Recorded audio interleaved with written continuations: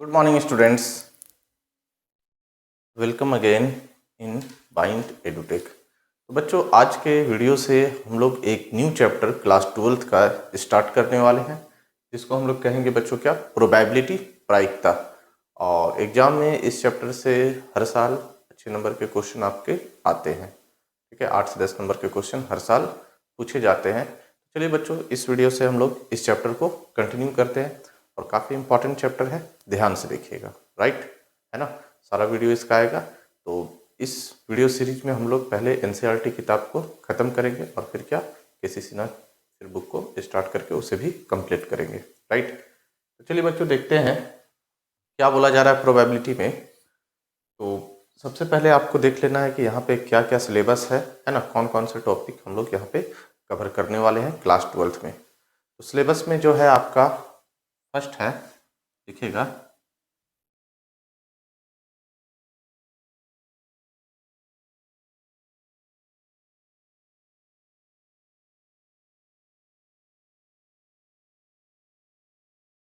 Basic of probability and conditional probability. ठीक है बच्चों, यहाँ पे तो क्लास 12th में आपका कंडीशनल प्रोबेबिलिटी से ही है सारा क्वेश्चन, है ना। मतलब पहला एक्सरसाइज स्टार्ट जो होता है वो कंडीशनल प्रोबेबिलिटी से है, लेकिन हम लोग डायरेक्ट स्टार्ट नहीं करेंगे। उससे पहले जो बेसिक है, जो क्लास 10th और 11th में थोड़ा बेसिक यूज़ हुआ है, तो उसे भी हम लोग पहले देख लेंगे एक दो वीडियो में। एंड उसके बाद फिर क्या, हम लोग कंडीशनल प्रोबेबिलिटी से आएंगे। तो यहाँ पे आपको क्या, पहला पार्ट में हम लोग क्या, बेसिक ऑफ प्रोबेबिलिटी, एंड उसके बाद क्या, कंडीशनल प्रोबेबिलिटी को डिस्कस करेंगे। राइट, फर्स्ट में क्या, हम लोग basic of probability and conditional probability को डिस्कस करेंगे। उसके बाद सेकंड जो है वो आपको पढ़ना है बच्चों,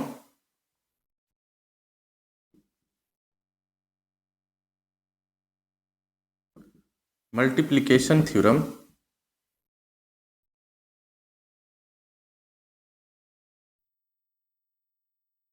and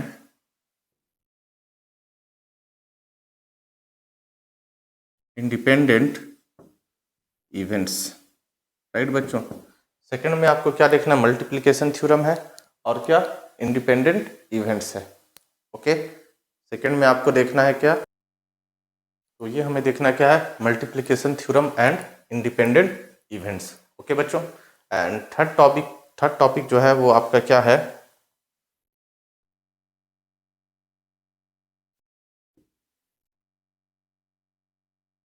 law of total probability, law of total probability and bias theorem, या इसे बेस थ्योरम भी लोग बोलते हैं। ओके बच्चों, नेक्स्ट हम लोग क्या कहेंगे, law of total probability and Bayes theorem, इस चैप्टर को डिस्कस करेंगे। राइट ना। एंड फोर में क्या, फोर में हम लोग देखेंगे रैंडम वेरिएबल एंड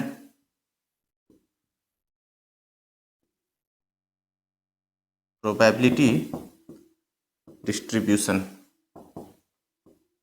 ओके बच्चों, फोर्थ पार्ट में हम लोग क्या देखेंगे, random variable and probability distribution. And fifth में हम लोग देखते हैं, इससे पहले आप लिखिए नीचे, आई होप आपको अच्छे से नहीं दिखेगा।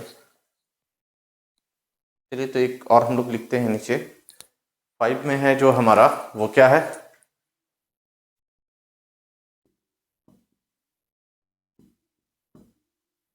Binomial distribution. ओके बच्चों, तो ये 5 टॉपिक जो है ये क्लास 12th में इतना आपको दिया गया है। थोड़ा बहुत बाइनोमियल डिस्ट्रीब्यूशन में मीन भी है, ठीक है, और यहाँ पे आपको वेरिएंस और स्टैंडर्ड डेविएशन का भी कॉन्सेप्ट देखने को मिलेगा। तो ये हमारा जो 5 टॉपिक है, इसको हम लोग क्लास 12th में पूरा हम लोग देखने वाले इस वीडियो सीरीज में। सबसे पहले जो है एग्जाम के दृष्टिकोण से ये तीनों टॉपिक आपका इंपॉर्टेंट है। क्या क्या, conditional probability, right, and multiplication theorem है और इंडिपेंडेंट इवेंट है, राइट ना, and law of total probability theorem and bias theorem. यहाँ से एग्जाम में क्वेश्चन हर साल इतना पूछा जाता है। उसके बाद बच्चों ये थोड़ा है आपका random variable and probability distribution and binomial distribution. इन सबसे भी क्वेश्चन आता है, ठीक है। लेकिन ये जो है ऊपर वाले जो 3 टॉपिक लिखे हैं वो ज़्यादा इंपॉर्टेंट है, ठीक है। देखना आपको इसको भी है, इसका भी नोट्स बनाना है अच्छे से, ठीक है। PDF आपको भेज दिया जाएगा। चलिए बच्चों, तो आप इसे नोट करिए, इरेज करते हैं एंड हम लोग फिर क्या अपना स्टार्ट करते हैं जो आगे का पार्ट है। 20 से इरेज करते हैं हम लोग।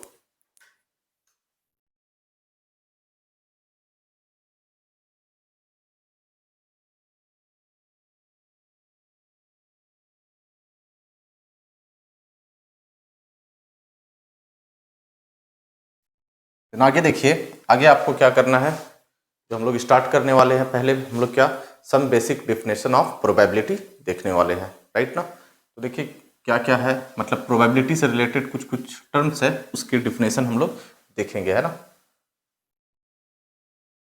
सम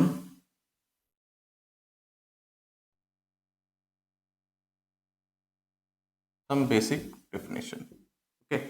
इसमें पहला जो है हम लोग देखेंगे बच्चों क्या,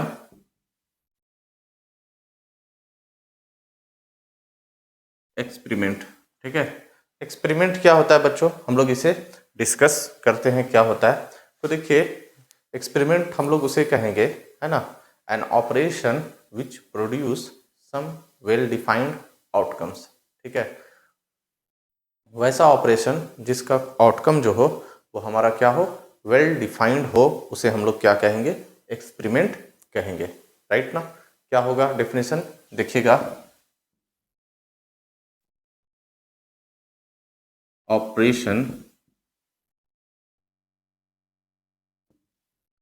which produce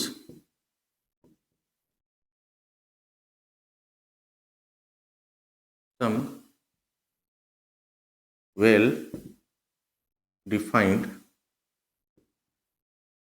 outcomes is called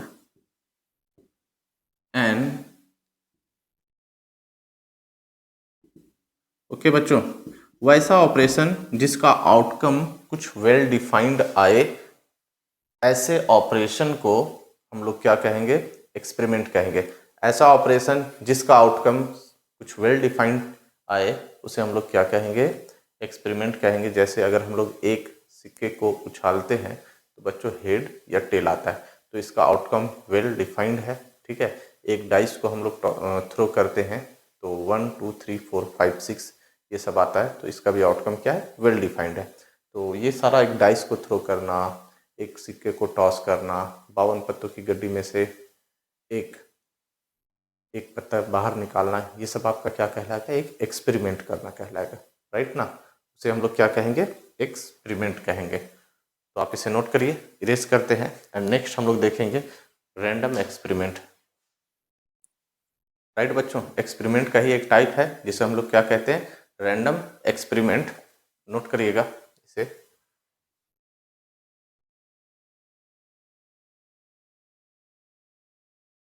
दूसरा हमारा क्या है,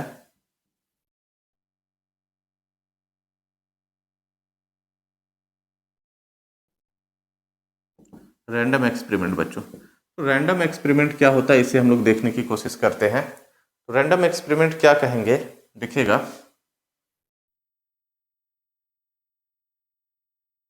N experiment is said to be a random experiment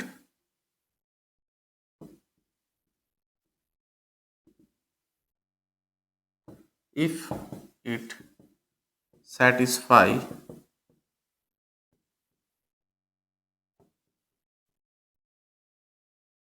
two conditions, following two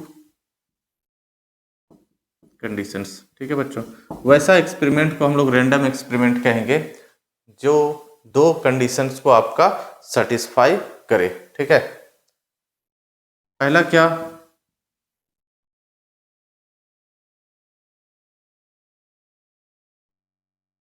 it has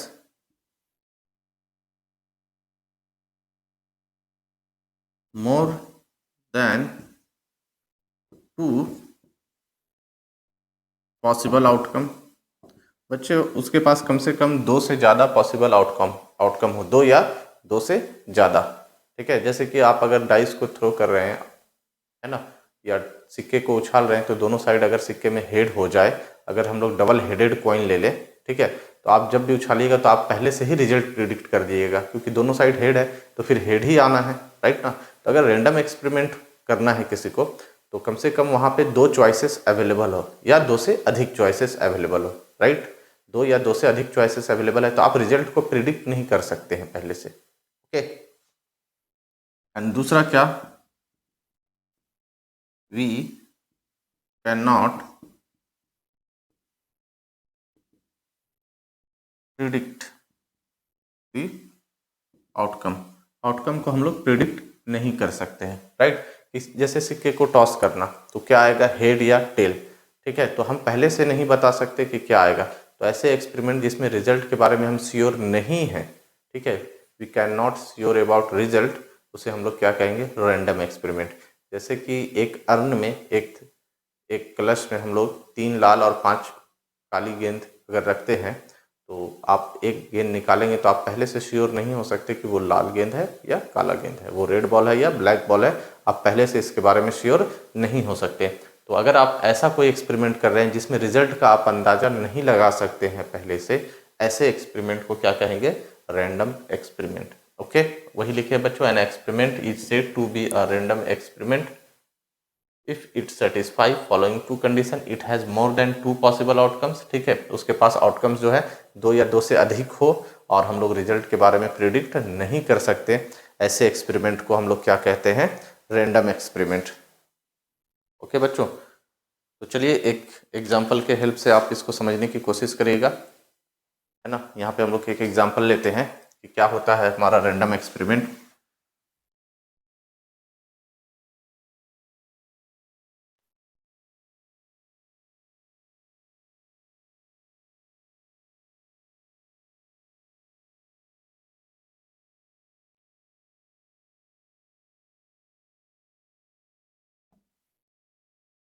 example में when tossing a fair coin, एक फेयर कॉइन, फेयर मतलब बच्चों साफ सुथरा सिक्का है ना, मतलब हेड और टेल आने के चांसेस बराबर है। देन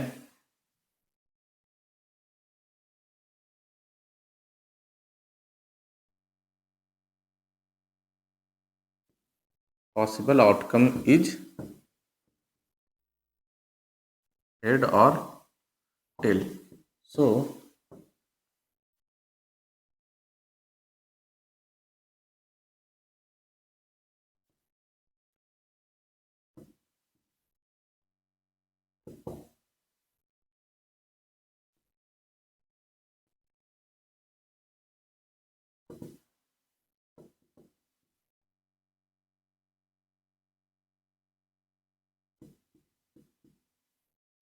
ओके स्टूडेंट, अगर हम लोग एक फेयर कॉइन को टॉस करते हैं, ठीक है, तो पॉसिबल आउटकम वहाँ पे या तो हेड होगा या तो टेल होगा। तो हम लोग रिजल्ट को प्रिडिक्ट नहीं कर सकते कि आपके पास क्या आने वाला है, सिक्के को टॉस करने पे हेड आएगा या टेल आएगा। सो टॉसिंग अ कॉइन, सिक्के को टॉस करना कैसा एक्सपेरिमेंट कहलाता है, हमारा रैंडम एक्सपेरिमेंट कहलाता है, ओके।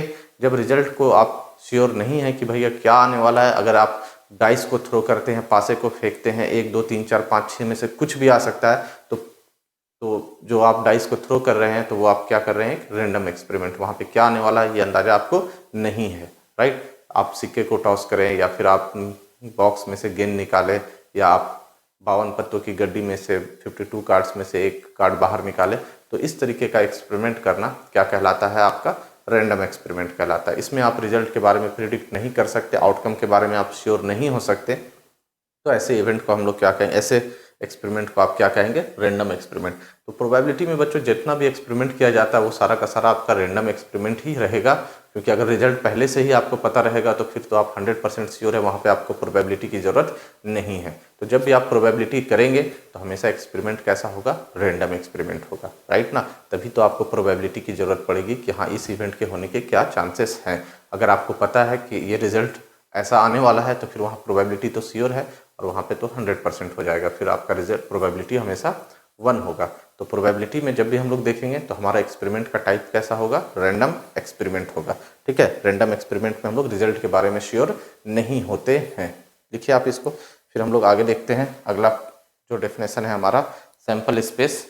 सैंपल स्पेस पे आते हैं बच्चों।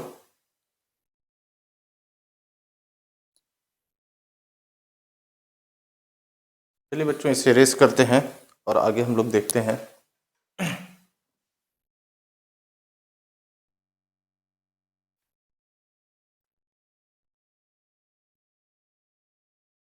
नेक्स्ट हमारा होगा बच्चों थर्ड नंबर, है ना।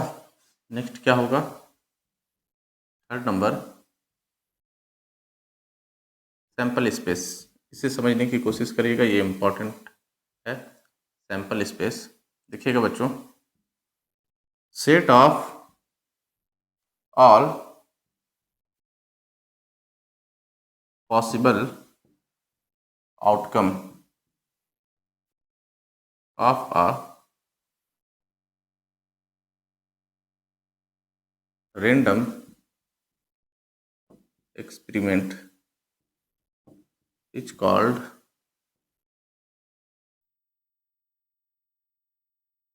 Sample space.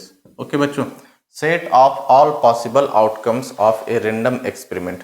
रैंडम एक्सपेरिमेंट में जो पॉसिबल आउटकम्स हैं, जो जो चीज़ आ सकते हैं, उसे हम लोग क्या कहते हैं, आपका random, it's called a sample space. ठीक है, रैंडम एक्सपेरिमेंट करने पे जो पॉसिबल आउटकम्स आ सकते हैं उसके सेट को हम लोग क्या कहते हैं बच्चों, सैंपल स्पेस कहते हैं। And each element of set of sample space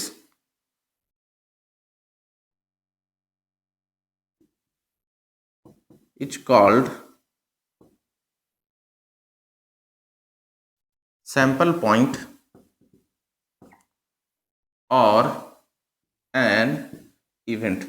okay बच्चों, हर एलिमेंट को सैंपल स्पेस का क्या कहेंगे, सैंपल स्पेस एक सेट है, जो भी पॉसिबल आउटकम है, राइट, उसको हम लोग एक सेट में लिखेंगे, उस सेट को कहते हैं सैंपल स्पेस। तो सैंपल स्पेस में जो भी एलिमेंट लाई करता है उस एलिमेंट को हम लोग या तो क्या कहेंगे, सैंपल पॉइंट, या फिर उसे एक इवेंट कहा जाता है। उस एलिमेंट को हम लोग क्या कह सकते हैं, सैंपल पॉइंट कहेंगे, या तो उसे क्या कहेंगे बच्चों, इवेंट कहेंगे, राइट, है ना। With the help of example हम लोग इसको समझने की कोशिश करते हैं कि क्या है आपका सैंपल स्पेस। आप इसे नोट करिए, इरेज करके देखते हैं एग्जांपल से, है ना। जो भी पॉसिबल आउटकम है उसको हम लोग सेट में लिखेंगे और उस सेट को हम लोग क्या कहते हैं, सैंपल स्पेस, और सेट के हर एक एलिमेंट को आप इवेंट या सैंपल पॉइंट कहेंगे। इसे इरेज करते हैं।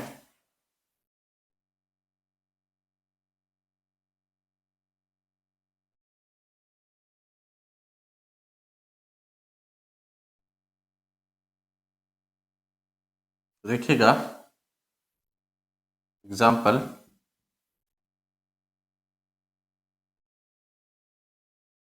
when tossing a coin, when tossing a coin one time, then its sample space is.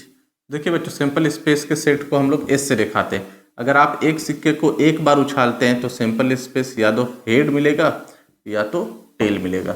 ठीक है, सैंपल स्पेस आपको क्या मिलेगा, या तो हेड या तो टेल।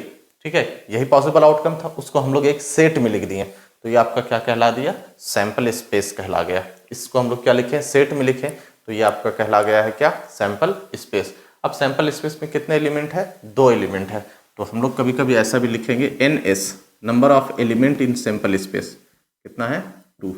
NS क्या है, 2। सेट में कितने एलिमेंट है बच्चों, 2, तो number of element in sample space is क्या, 2। इस तरीके से भी लिखेंगे। तो देखिए इस एलिमेंट को हम लोग जैसे H इसको कहेंगे क्या, ये एक एलिमेंट है इस सेट का S का, तो H को मैं कह दूंगा यहाँ पे ये हमारा एक सैंपल पॉइंट है, या H क्या है, एक इवेंट है। H का मतलब हेड आना, तो हेड आना किसी सिक्के को उछालने पे क्या कहलाएगा, ये आपका एक इवेंट कहला जाएगा। उसी तरीके से बच्चों टेल, तो टेल क्या है, एक इवेंट है ना। टेल आना मतलब क्या है, एक इवेंट है, राइट। तो हेड या टेल को आप सैंपल पॉइंट कहेंगे, हेड और टेल एक तरीके का इवेंट भी है। इवेंट को हम लोग आगे देखेंगे, अभी डिस्कस करेंगे कि इवेंट क्या होता है, लेकिन इवेंट जो होता है वो सैंपल स्पेस के अंदर से ही निकल करके कुछ आएगा। दूसरा देखिएगा, व्हेन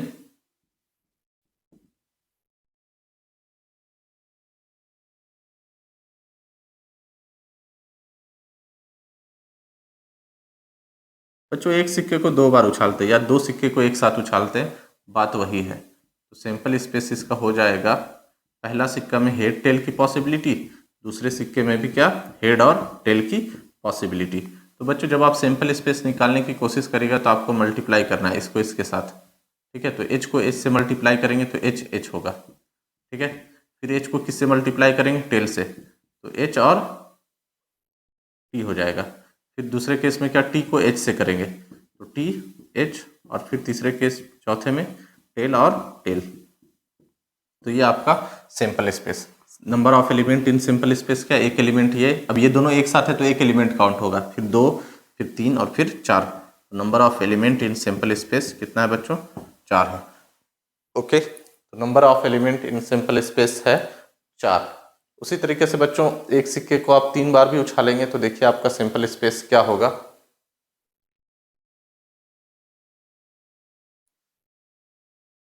थर्ड में when tossing a coin 3 times, एक सिक्के को तीन बार उछालिए या फिर तीन सिक्के को एक बार उछालिए। तो पहला सिक्का में बच्चों पहले बार में हेड टेल की पॉसिबिलिटी, तीन बार उछालेंगे, दूसरे बार में भी हेड टेल की पॉसिबिलिटी, और तीसरे बार में भी हेड टेल की पॉसिबिलिटी, ठीक है। तो कॉइन में आपको क्या, head tail head tail head tail, तीन बार उछाले तो तीनों बार में या तो हेड या तो टेल या तो हेड या तो टेल, इस तरीके से आपको मिलेगा। अब ऊपर हम लोग नोट करिएगा बच्चों, इरेज करते हैं।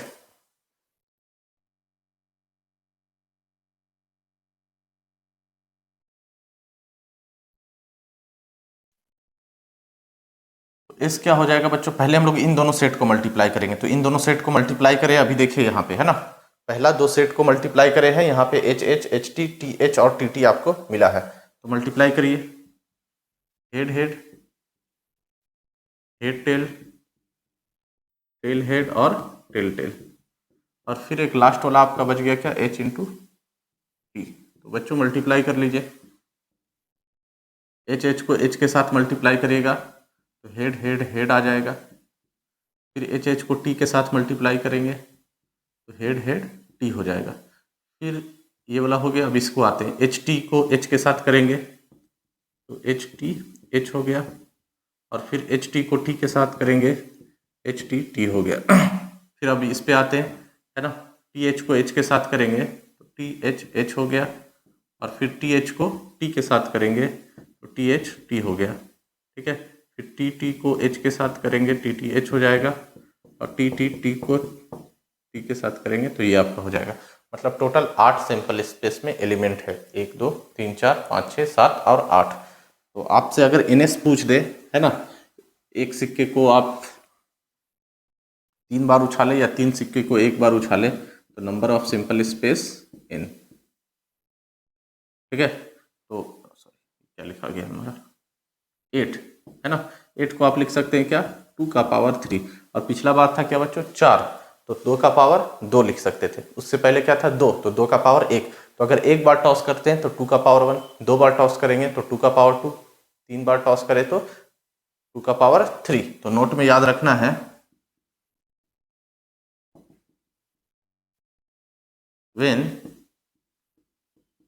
tossing